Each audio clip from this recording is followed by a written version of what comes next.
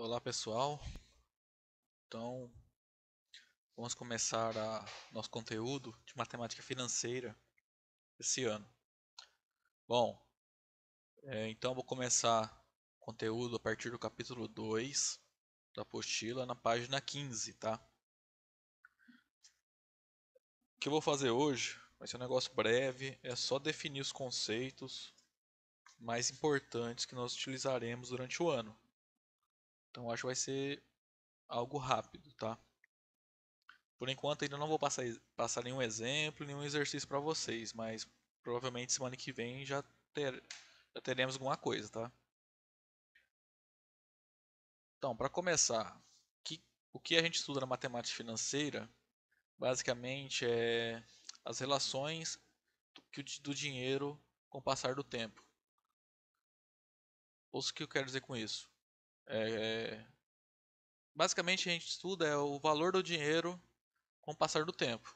Por exemplo, se você vai no banco e coloca é, R$ 1.000 numa poupança.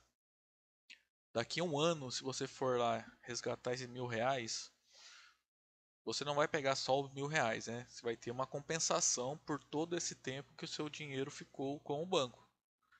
Porque o que acontece? Quando você deposita o dinheiro na poupança, você está emprestando o dinheiro para o banco e o banco está pegando seu dinheiro e usando da forma que ele quiser, né? Tem que seguir algumas regras, mas ele pode usar seu dinheiro para ganhar mais dinheiro. A ideia é essa.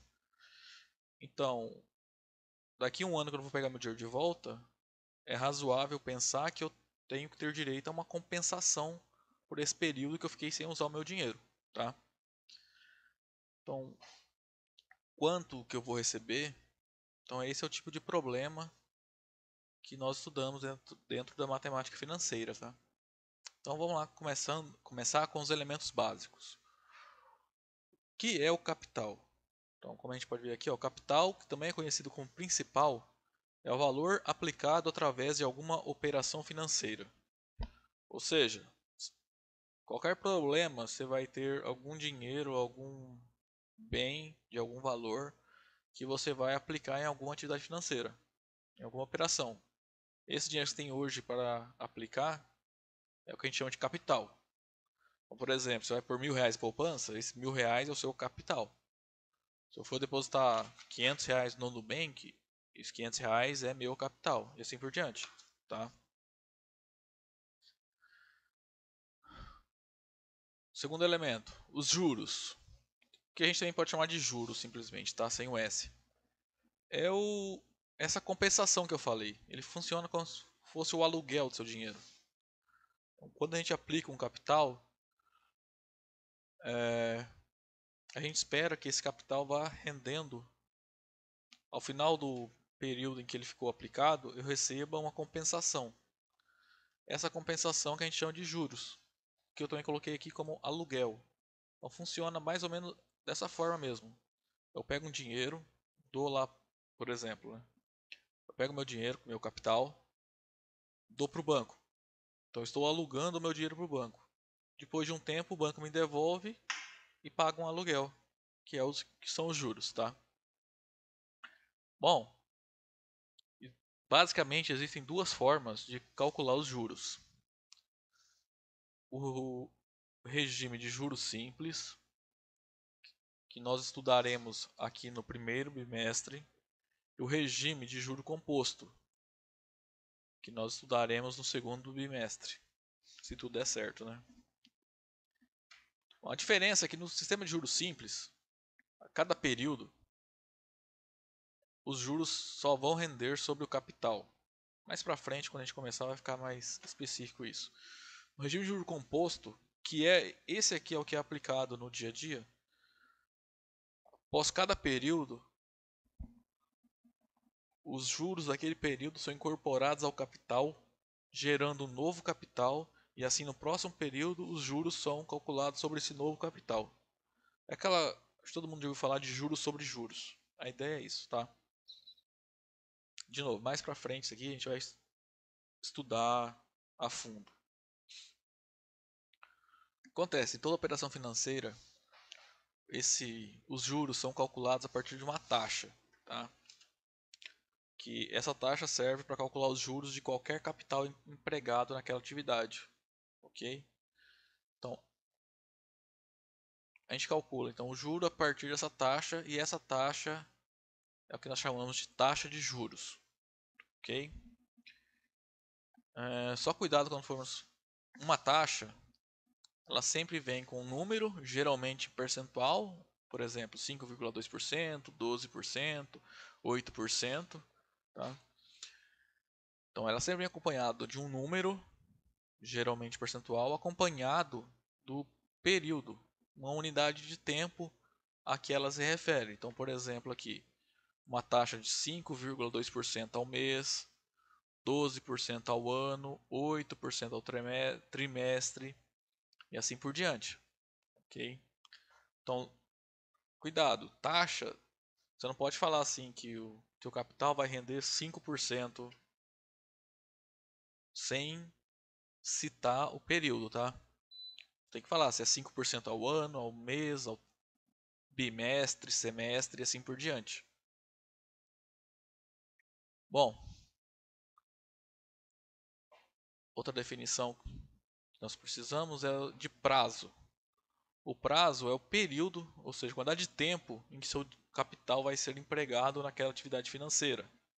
Então, aquele exemplo que eu falei, vou pegar R$ 1.000, colocar na poupança e daqui a um ano eu vou pegar de volta. O meu prazo é um ano, tá? Vou pegar um dinheiro, vou colocar no Nubank, por exemplo, vou deixar 2 meses. Então, meu prazo é 2 meses, ok? E o que é o montante? Então, você pegou o seu capital, aplicou em alguma atividade financeira.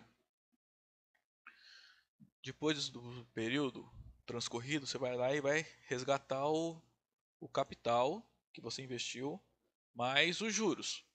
A soma desses dois valores é o que nós chamamos de montante.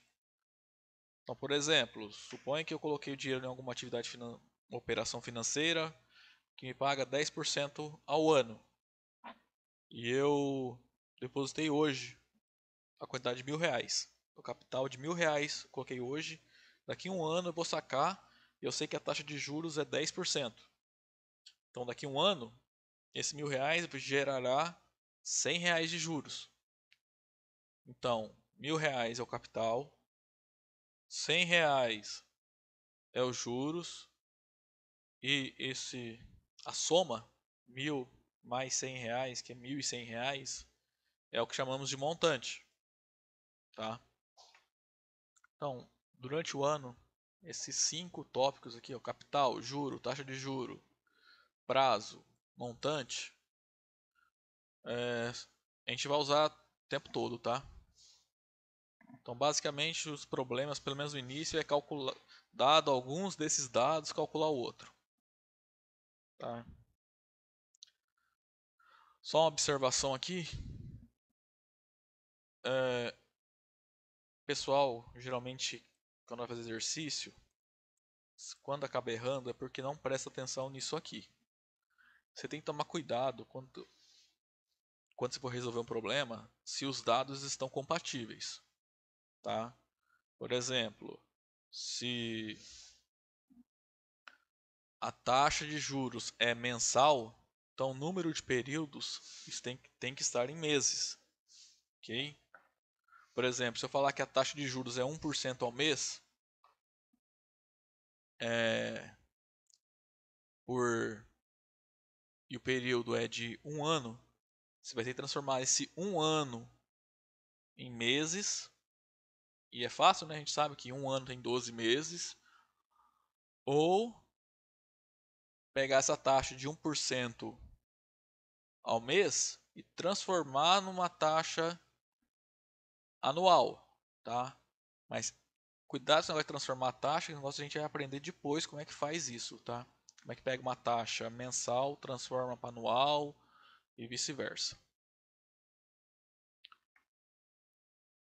Então, nesse vídeo só queria explicar isso aqui mesmo, tá? É coisa fácil, é só para passar o nome das coisas com que nós trabalharemos.